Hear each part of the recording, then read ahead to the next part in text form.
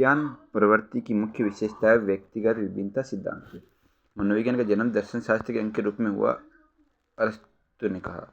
McDougall ने अपनी पुस्तक आउटलाइन ऑफ साइकोलॉजी में चेतना को एक बुरी वस्तु ये कहा आलोचना की है। मनोविज्ञान को दर्शन शास्त्र में अलग विज्ञान का दर्जा दिलाया विलियम जेम्स ने। मनोविज्ञान का शाब्दिक अर्थ आत्मा का अध्ययन। प्रथम प्रयोगात्मक मनोविज्ञान प्रयोगशाला स्थापित की विलियम जेम्स ने। मनोविज्ञान को मस्तिष्क का विज्ञान कहा पोम्पोनजी। मनोविज्ञान का प्रारंभ में अर्थ था आत्मा का विज्ञान। 20वीं शताब्दी में मनोविज्ञान को मानने जाने लगा व्यवहार विज्ञान। मनोविज्ञान के अनुसार सीखने का मतलब ज्ञान का निर्माण करना है, ये किसने कहा था? वाइगोत्स्की ने। शिक्षा मनुष्य की अंतर्निहित क्षमता का परिपूर्णता से विकास करती है, ये कथन है विवेकानंद का। प्रश्नोत्तर विधि का जनक माना जाता है सुकरात को। शिक्षा मनोविज्ञान का स्पष्ट व निश्चित स्वरूप सामने आया 1920 ईस्वी में। जर्मनी के लीप्जिग विश्वविद्यालय, जहाँ प्रथम मनोविज्ञान प्रयोगशाला 1879 में स्थापित की गई, वर्तमान में नाम है कार्ल मार्क्स विश्वविद्यालय। मनोविज्ञान का अतीत बहुत लंबा है, परंतु इतिहास बहुत छोटा है, कथन है एबिगास का। डीएनए में रचना है अरस्तु की। प्लेटो का ज्ञान का केंद्र मानता था मस्तिष्क को। वुंट के द्वारा स्थापित स्कूल का नाम है संरचनावाद। मनोविज्ञान विज्ञान है व्यवहार और मानसिक प्रक्रियाओं का। मनोविज्ञान को व्यवहार के विज्ञान के रूप में सबसे पहले परिभाषित किया वाटसन द्वारा।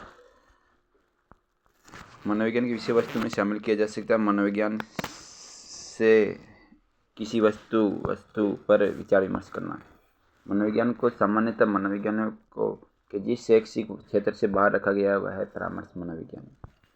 क्षेत्र में मनोविज्ञान की संख्या सबसे अधिक है। नैदानिक मनोविज्ञान क्षेत्र में मनोविज्ञान की संख्या वैज्ञानिकों की संख्या सबसे अधिक है। नैदानिक मनोविज्ञान में अंतर्निरीक्षण विधि में प्रयोज्य तथा अध्ययनकर्ता एक ही व्यक्ति होता है।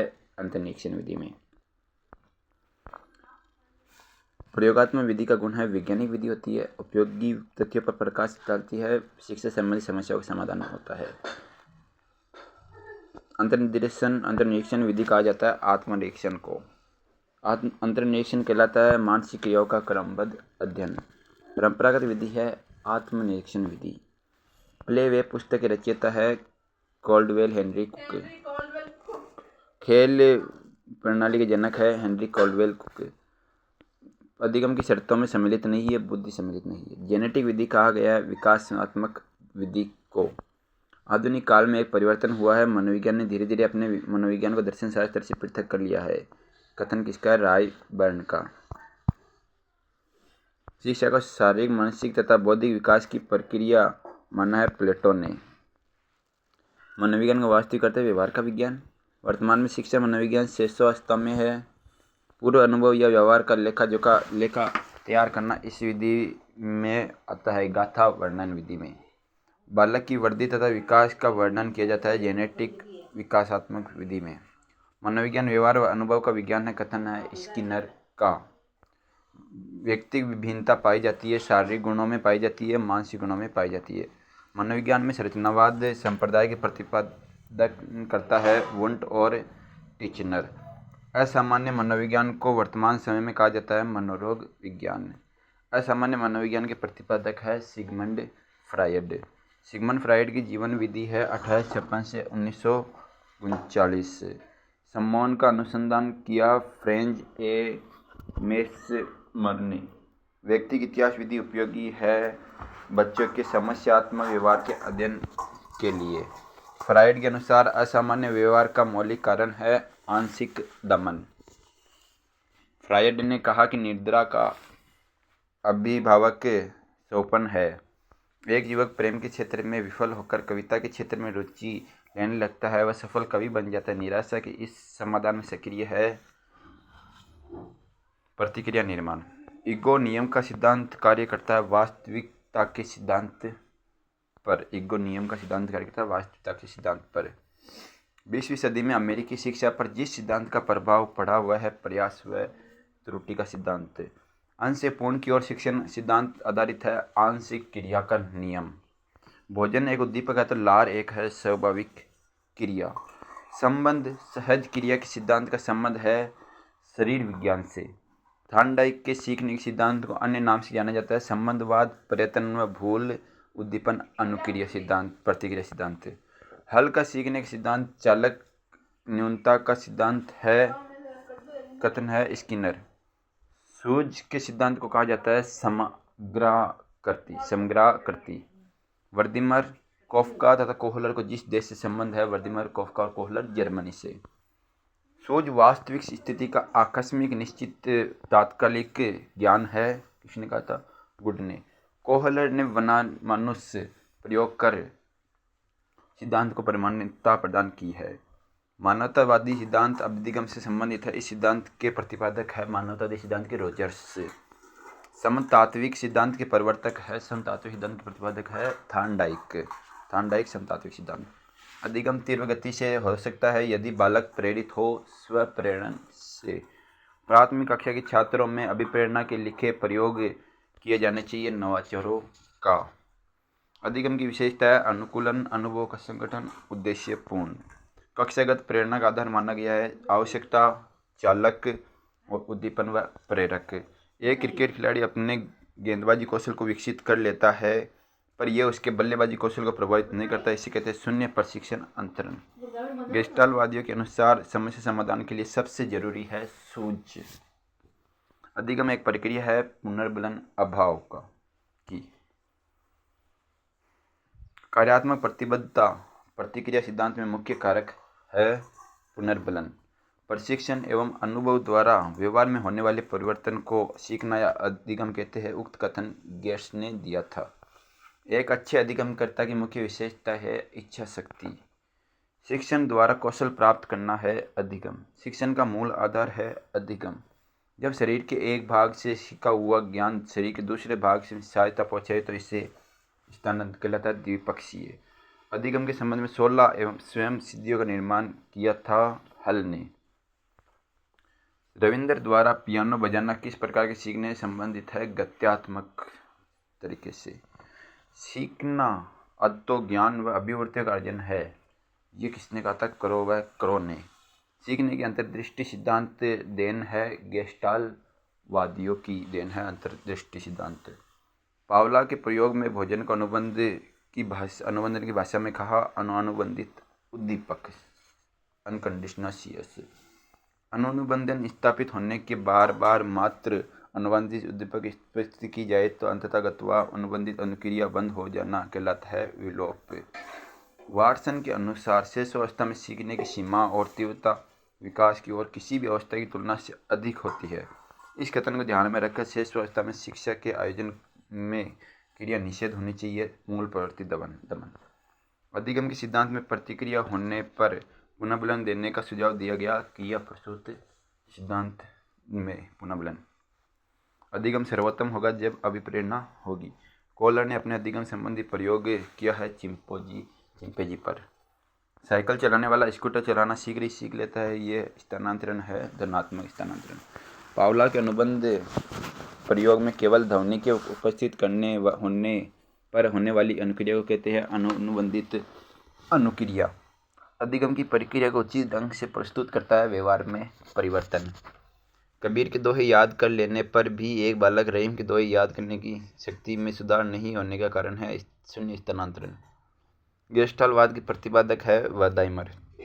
पावलाव के शास्त्रीय अनुबंधन में पहले ध्वनि तत्पश्चात भोजन प्रस्तुत किया गया। उद्दीपक अनुक्रिया के मध्य साहचर्य स्थापित करने वाले प्रक्रम को कहते हैं अधिगम। गेस्टाल्ट का अर्थ है पूर्णाकार समग्र।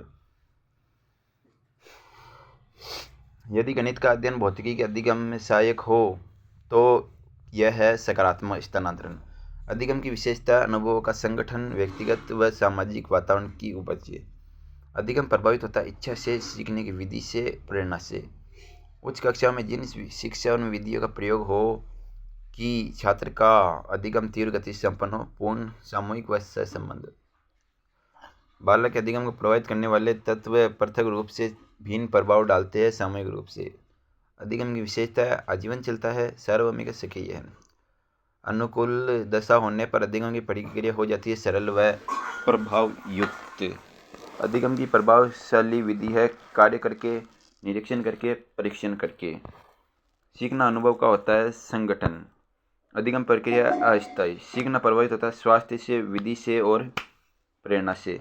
स्मृति का स्थान मस्तिष्क से नहीं वरन शरीर के अवयव में है। यही कारण है कि हम करके सीखते हैं। ये कथन है डॉक्टर मेस्टर का। बच्चों के संज्ञानात्मक विकास को सबसे अच्छे तरीके से परिभाषित किया जा सकता है विद्यालय एवं कक्षाओं में। वैचारिक क्रिया की अवस्था होती है 7 से 12 वर्ष। अधिगम को कहा जाता है सक्रिय। अधिगम से व्यवहार में होता है परिवर्तन। अधिगम को प्रभावित करने वाले कारक मानसिक दशा, शारीरिक दशा और परिपक्वता। बालकों की सोच अमूर्तता की अपेक्षा मूर्त अनुभव एवं प्रत्यय से होता है। ये अवस्था है 7 से 12। अधिगम की सामूहिक विधियों में से है वाद विवाद विधि, वर्कशॉप विधि, विचार गोष्ठी विधि। अधिगम वक्र पठार है सरल रेखीय वक्र, उन्नतोदर वक्र। अधिगम वक्र पठार है सरल रेखीय वक्र, उन्नतोदर वक्र, उन्नतोदर वक्र। E.L. थार्नडाइक मनोवैज्ञानिक संबंधित है अमेरिका से। थार्नडाइक के अनुसार अधिगम के मुख्य नियम 3, गौण नियम 5। पियाजे का सिद्धांत है कि अपने बालक पर अवलोकन पर आधारित है पियाजे का सिद्धांत। अधिगम क्रिया को प्रभावशाली बनाया जा सकता है सीखने के सिद्धांत का प्रभावशाली उपयोग करके, अभ्यास करके और अभिप्रेरणा से।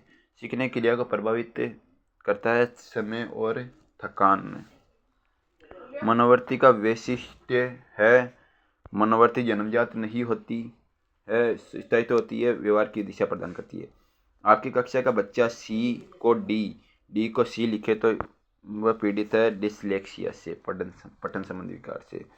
सीखना स्थायी होता है समझकर। सीखना स्थायी कब होता है? समझकर। एक कॉलेज जाने वाली लड़की ने फर्श पर कोट फेंकने की आदत को डाल दिया है। लड़की माँ ने उससे कहा कमरे से बाहर जाओ और कोट को खुट्टी पर टांगो। लड़की अगली बार प्रवेश करती है, कोट को हाथ पर रखकर अलमारी खुट्टी पर टांग देती है। उदाहरण है श्रृंखलागत अधिगम। जिन इच्छाओं की पूर्ति नहीं होती उनका भंडार ग्रह है इदम या इड। अधिगम निर्योग्यता का लक्षण है अवदान संबंधी बाधा। मानव व्यवहार का अर्थ है क्रिया, प्रतिक्रिया व अंतक्रिया। सक्रिय अनुक्रिया सिद्धांत के अंतर्गत अधिगम संबंध अनुक्रिया है अनुक्रिया दीपक से। धीमी गति से सीखने वाले विद्यार्थियों के लिए उपयोगी सिद्धांत है थार्नडाइक का सिद्धांत। बार बार दोहराने अधिगम को बढ़ावा देता है, नियम से इसकी पुष्टि होती है, अभ्यास का नियम। सक्रिय अनुक्रिया अनुबंधन सिद्धांत के अंतर्गत अधिगम संबंध है अनुक्रिया उद्दीपक से। प्रयत्न व भूल का सिद्धांत जिस नियम पर आधारित है वह बहुप्रतिक्रिया का नियम। टंकन कार्य का कंप्यूटर पर यदि निरंतर अभ्यास नहीं करते तो भूल जाते हैं। यह सिद्धांत है थार्नडाइक सिद्धांत अनुसार। अनुबंधित प्रतिक्रिया सिद्धांत है अधिगम का सिद्धांत। न्यूटन ने वृक्ष से सेब नीचे गिरते देखा तो अचानक उसने गुरुत्वाकर्षण सिद्धांत की खोज की। यह उदाहरण है विलोपन की सिद्धांत की। गेस्टाल्टवादी के अनुसार व्यक्ति वस्तु को देखता है समग्रता के आधार पर। गेस्टाल्टवादी के अनुसार व्यक्ति वस्तु को देखता है, कैसे देखता है? समग्रता के आधार पर। पारंपरिक अनुकूलन की प्रक्रिया जिस अधिगम में होती है वह संकेत अधिगम। थार्नडाइक, गुथरी, पावलोव, स्किनर ने अधिगम की परिभाषा दी है व्यवहार के आधार पर। रूसो ने अधिगम की व्याख्या की है दार्शनिक आधार पर। दूसरी वस्तु के बजाय एक ही वस्तु पर चेतना को केंद्रित करना ही ध्यान है, यह कथन है डम्बिल का।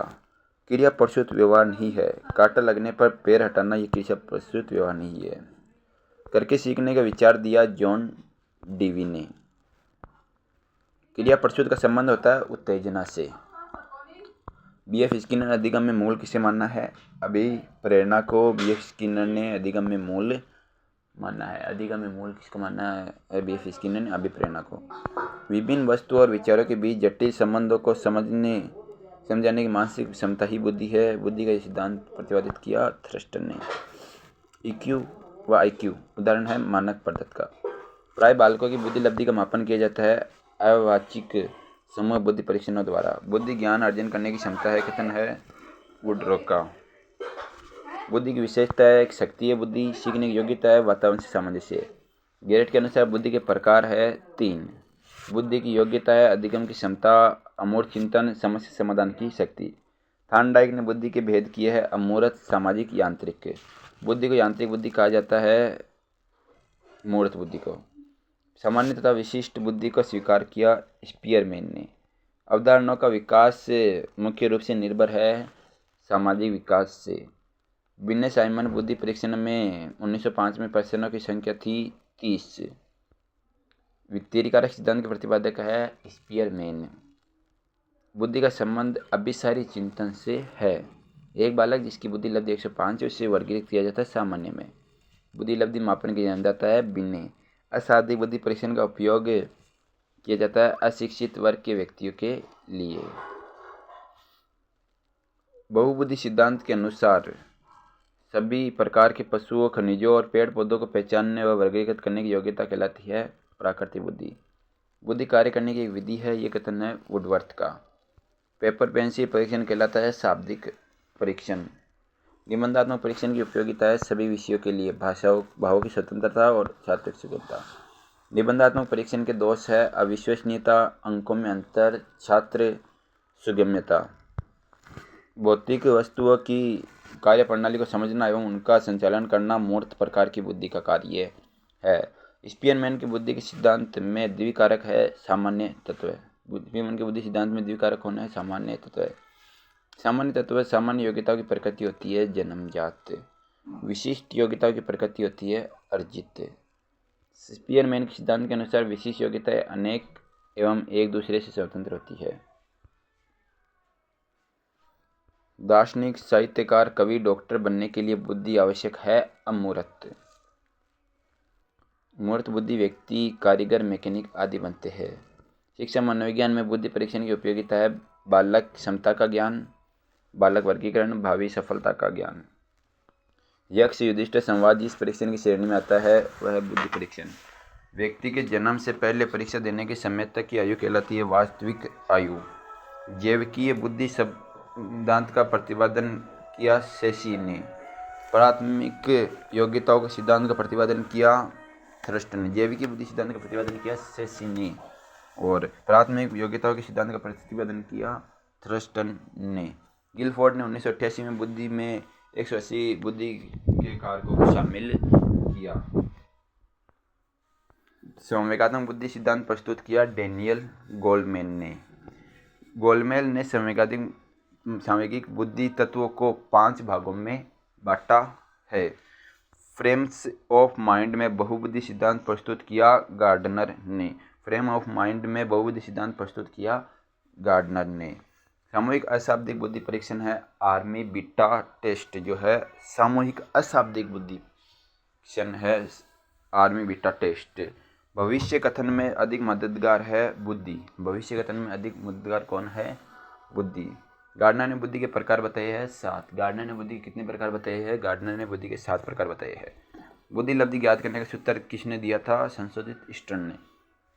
बुद्धि के ड्रॉ ए मैन परीक्षण के निर्माता थे परीक्षण के निर्माता थे बुद्धि के गुड एनएफ।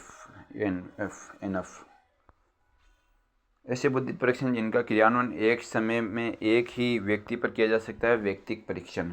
बुद्धि लब्धि संपर्त्य का जन्म हुआ टर्मन 1916 में टर्मन के द्वारा। बुद्धि लब्धि संपर्त्य जिस मानसिक योग्यता के आधार पर व्यक्ति वस्तु की पहचान कर पाता है वह है संज्ञान। केटल के बुद्धि सिद्धांत में ठोस बुद्धि का निर्धारण होता है अर्जित तथ्यात्मक ज्ञान से। प्रस्तुत दशाओं में परिवर्तन हेतु सुझाव देने की योग्यता गिलफोर्ड के प्रज्ञा चेतना सिद्धांत में कहलाती है रूपांतरण। वह मानसिक योग्यता जिसके द्वारा व्यक्ति जांच पड़ताल के बाद उपयुक्त निर्णय पर पहुंचता है कहलाती है मूल्यांकन। वह विषय वस्तु जो विचारों को मौखिक अर्थों का स्वरूप प्रदान करती है कहलाती है भाषाई या शाब्दिक विषय वस्तु। जो व्यक्ति मिलनसार है वह सामाजिक बुद्धि का है। व्यक्ति भेद पाए जाते हैं बुद्धि स्तर में, अभिवर्ती में, गतिवाही योग्यता में। एक बालक अनुपयोगी प्लास्टिक थैलियों में कलात्मक वस्तु बनाता है, ये दर्शाता है सृजनशीलता। एक बालक संगीत की अद्वितीय प्रतिभा का धनी है, विशिष्ट श्रेणी से श्रेष्ठ है। पासी किस परीक्षण में कुल परीक्षण है 6। मेहंदी के शाब्दिक परीक्षण में सृजनात्मक के जिन घटकों का मापन होता है वह प्रवाह, विविधता और मौलिकता। पासी के परीक्षण में उप परीक्षण है 6। सृजनात्मकता चिंतन की अवस्था है आयोजन, उद्बोधन और प्रबोधन। आयोजन, उद्बोधन और प्रबोधन है सृजनात्मक चिंतन की अवस्था। कौन कौन सी है? आयोजन, उद्बोधन और प्रबोधन। परंपरागत विचारों से हटकर क्षमता की अभिव्यक्ति को सृजनशील बताया सिम्पसन ने। बोध ही अति आवश्यक है, सृजनशीलता की ऐसी व्याख्या दी थी वर्धमान ने। बहुत ही आवश्यक है, अति आवश्यक है, सृजनशीलता की ऐसी व्याख्या वर्धमान ने दी थी। टेलर के अनुसार सृजनात्मक माध्यम अन्वेषण सोपान है। टेलर के अनुसार सृजनात्मक माध्यम अन्वेषण सोपान है। टॉरेंस ने सृजनात्मकता का परीक्षण नहीं बताया, वाक्य पूर्ति को। टॉरेंस ने सृजनात्मकता का परीक्षण वाक्य पूर्ति को नहीं बताया। क्रिया को प्रारंभ करने, जारी रखने, नियंत्रित करने की प्रक्रिया है अभिप्रेरणा। प्रेरण अभिप्रेरण के संदर्भ में भूख है अंतर्नोद। अभिप्रेरण के संदर्भ में भूख क्या है? अंतर्नोद। अधिगम सर्वोत्तम होगा जब अभिप्रेरणा होगी। कोई भी आंतरिक कारक अथवा अवस्था जो क्रिया आरंभ करने तथा बनाए रखने की प्रवृत्ति रखती है कहलाती है अभिप्रेरणा। उपलब्धि अभिप्रेरणा पर जिन लोगों ने काम किया, मैकक्लेलैंड व एटकिंसन। प्रेरकों का वर्गीकरण अनेक विद्वानों ने किया। मेस्लो द्वारा वर्गीकरण है अंतर्नोद। अधिगम तक पहुंचने के राजमार्ग को कहते हैं अभिप्रेरणा। जैविक आवश्यकता जो कम जरूरी है, यौन। अधिगम को अभिप्रेरित करने का पुरस्कार तरीका कम से कम लाना चाहिए। आंतरिक अभिप्रेरण का उदाहरण है एक कहानी की पुस्तक पढ़ना, क्योंकि कहानी पढ़ने में आपको आनंद आता है। सीखने के लिए अभिप्रेरित करने का सबसे उपयुक्त तरीका है बच्चों के अनुभव से जोड़ना। मूल प्रतीक सिद्धांत देने वाले थे मैकडूगल। अभिप्रेरणा पर जिस कारक का प्रभाव नहीं पड़ता है वो है भौतिक संरचना। अभिप्रेरणा से संबंधित सही क्रम है आवश्यकता, प्रणोद, प्रोत्साहन। अभिप्रेरणा से संबंधित सही क्रम है आवश्यकता, प्रणोद, प्रोत्साहन। आवश्यकता, प्रणोद, प्रोत्साहन। जन्मजात या आंतरिक अभिप्रेरणा है उपलब्धि की आवश्यकता। अभिप्रेरणा शब्द के अंग्रेजी रूपांतरण मोटिवेशन की उत्पत्ति लैटिन भाषा के जिस शब्द से हुई है वह है मोटम। मोटम या मोवियर शब्द का अर्थ है क्रियाशील होना। अभिप्रेरणा की प्रकृति है लक्ष्योन्मुखता। संवेदना व स्मृति में सर्वप्रथम व्यक्तिगत भिन्नताओं का समर्थन किया केटल ने। व्यक्तिगत भिन्नताओं के अध्ययन के लिए विधियों का संवेदना व स्मृति में सर्वप्रथम व्यक्तिगत भिन्नताओं का समर्थन किया केटल ने। व्यक्तिगत भिन्नताओं के अध्ययन के लिए विधियों का प्रयोग किया जाता है प्रतिनिध्यात्मक, अनुदैर्ध्य और सांख्यिकीय। जिस उपागम को आदर्श से निर्धारक उपागम कहते हैं वह है प्रतिनिध्यात्मक उपागम। जिस उपागम को आदर्श निर्धारक उपागम कहते हैं वह है प्रतिनिध्यात्मक उपागम। व्यक्तिगत भिन्नता मापन के लिए जिन परीक्षणों का उपयोग किया जाता है वह है बुद्धि व उपलब्धि परीक्षण, विशिष्ट परीक्षण, व्यक्ति व संवेग परीक्षण। व्यक्तिगत भिन्नता के मापन के लिए जो मापनी अधिक उपयुक्त है वह कौन सी? समानुपातिक मापनी। बुद्धि परीक्षण करके सर्वप्रथम व्यक्तिगत भिन्नताओं का मापन किया विधि परीक्षण करके सर्वप्रथम व्यक्तिगत भिन्नताओं का मापन किया बिन्ने ने। व्यक्तिगत भिन्नता का तात्पर्य किन्हीं दो व्यक्तियों के व्यक्तित्व एवं क्रियाओं में अंतर से है। 100% सत्य है ये बात। मानव सर्जन विज्ञान के अध्ययन में अधिक इच्छुक था। मानव सर्जन विज्ञान के अध्ययन में अधिक इच्छुक था। किसने कहा था? गाल्टन ने। व्यक्ति के गुण होते हैं वंशानुगत, अर्जित। अभिरुचियों का उपयोग किया जाता है शैक्षिक निर्देशन में, व्यावसायिक निर्देशन में और व्यक्तिक निर्देशन में। अभिरुचियों का उपयोग किया जाता है शैक्षिक, व्यावसायिक और व्यक्तिक में अभिरुचियों का उपयोग किया जाता है। मूल्य का विकास किया जाता है अनुकरण से। व्यक्ति के व्यवहार नियंत्रित होते हैं अनुकरण से। मूल्य का विकास किया जाता है अनुकरण से। 5 से 18 वर्ष के बालकों द्वारा किए गए समाज विरोधी कार्य को बाल अपराध कहा जाता है। किसने कहा था? सिरिल बर्ट ने दिया था। ये मत है किसका? सिरिल बर्ट का। बार बार दृढ़तापूर्वक नियमों का उल्लंघन करने से तात्पर्य है आचरण विकृति। जब नियम भंग करने में कानून तोड़ने का दोष शामिल होता है तो उसे कहते हैं बाल अपराध। जब नियम भंग कर कानून तोड़ने में शामिल होता है तो इसे कहते हैं बाल अपराध। मानसिक रेचन द्वारा कम किया जा सकता है आक्रामकता। बाल निर्देशन विधि का सर्वप्रथम प्रारंभ हुआ अमेरिका और इंग्लैंड में। निर्देशन एक प्रकार की सहायता प्रक्रिया है जिसके द्वारा वह निर्णय ले सके, निष्कर्ष निकाल सके, उद्देश्य को प्राप्त कर सके। समस्या बालक कहते हैं कुसमाजित को। समस्यात्मक बालक के व्यवहार में गंभीर असामान्यता पाई जाती है। अनउपयुक्त भाव का विकास पाया जाता है समस्या बालक में। समस्या सकारात्मक व्यवहार मध्य अनुशासन वाले परिवार में देखे जाते हैं। बौद्धिक क्षमता होने पर बच्चों में समस्या व्यवहार पाया जाता है। तीव्र एवं मंद बौद्धिक योग्यता।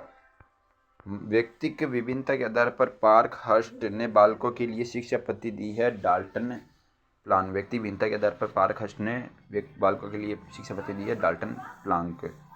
निःशक्त बालकों की शिक्षा के लिए प्रावधान किया जा सकता है समावेशित शिक्षा द्वारा। निःशक्त बच्चों के लिए समेकित शिक्षा की केंद्र प्रायोजित योजना का उद्देश्य नियमित विद्यालय में निःशुल्क को शैक्षिक अवसर उपलब्ध कराना है। नियमित विद्यालय में एक अध्यापक किसी भी समूह में समुदाय आधारित व्यक्तिगत विभिन्नताओं को समझ सकता है। बुद्धि के आधार पर सामाजिक रूप से वंचित वर्ग के विद्यार्थियों को नियमित स्वास्थ्य संबंधी देखभाल नहीं मिलती है। मानसिक रूप से पिछड़े बालकों के लिए व्यूह रचनाकारी होगी कार्य को मूर्त रूप से समझना।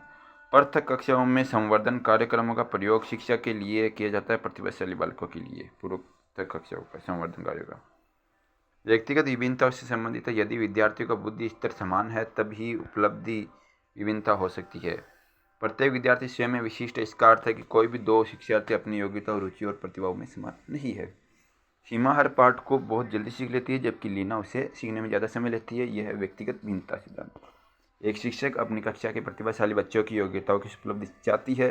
अपने उद्देश्य की प्राप्ति के लिए उसे करना चाहिए उनकी सृजनात्मकता को समृद्ध करने के लिए चुनौती देना। पिछड़े बच्चों की समस्या होती है कम शैक्षणिक योग्यता, संवेगात्मक समस्या और सामाजिक समस्या। मौलिकता कारक मंद बुद्धि बालक के लिए आवश्यक नहीं है। शिक्षा मनोविज्ञान में जिन बालकों के व्यवहार का अध्ययन किया जाता है वे समस्यात्मक बालक, कम गति सीखने वाले बालक, मंद बुद्धि बालक। एक छात्र जो हमेशा नई नई जानकारियों के लिए स्रोतों की खोज करता रहता है और शिक्षक व सहपाठियों में तर्क वितर्क करता है होता है प्रतिभाशाली बालक। प्रतिभाशाली बच्चों के लिए आवश्यक है उन्हें विशिष्ट योग्यता हेतु विशेष अवसर दिए जाते हैं। विशिष्ट बालकों के अंतर्गत बालक आता है पिछड़ा, प्रतिभाशाली, मंद बुद्धि बालक। विशेष रूप से जरूरतमंद बच्चों की शिक्षा का प्रबंध होना चाहिए दूसरे सामान्य बच्चों के साथ। समावेशी शिक्षा। अलग अलग सोच वाले पैटर्न उन बच्चों की पहचान करते हैं जो सृजनात्मक है। विशेष आवश्यकता वाले बच्चों को शामिल करना शिक्षा के प्रति दृष्टिकोण, विषय वस्तु और धारण परिवर्तन करने की अपेक्षा रखता है।